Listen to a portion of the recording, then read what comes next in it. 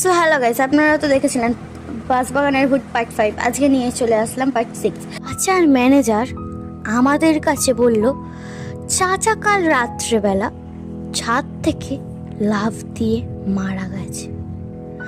আমাদের আর বুঝতে বাকি রইল না যে এই কাজটি ওই বাঁশবাগানের ভূতেরই কাণ্ড। চাচার মৃত্যুর কারণে আমি অনেক ভয় পেয়ে গেলাম। তখন ম্যানেজার আমাকে বলল, ঝিলমিল নদীর ওপারে এক গুণিন থাকে, উনি অনেক শক্তিশালী। এটা চাচা আমাকে বলেছিলেন।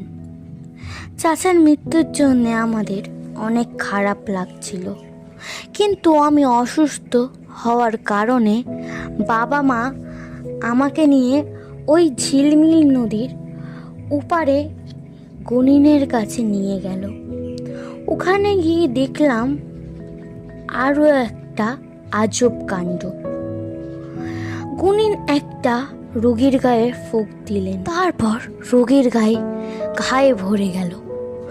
গুণিনটা তাকে জিজ্ঞাসা করলো, তোর এই অবস্থা কি করে হলো? সে বলল, আমি একটি গ্রামে খুব অত্যাচার করতাম। হঠাৎ একদিন ওই গ্রামে একটি আল্লাহওয়ালা লোক এলো। তারপর আমাকে একটি রোগীর শরীর থেকে বার করলো।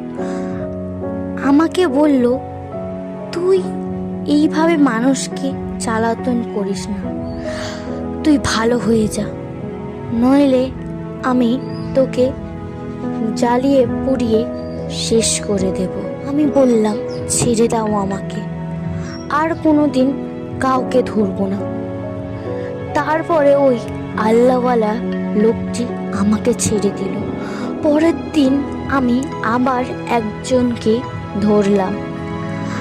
আবার ওই আল্লাহওয়ালা লোকটি এসে রোগীর শরীর থেকে বের করলো আমাকে, বলল, তুই কোনোদিন শোধরাবি না, বলে আমার গায়ে জ্বালাবান মেরে দিল।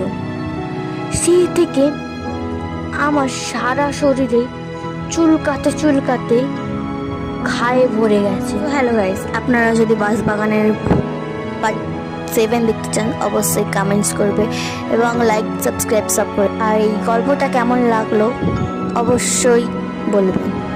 তো বাই বাই।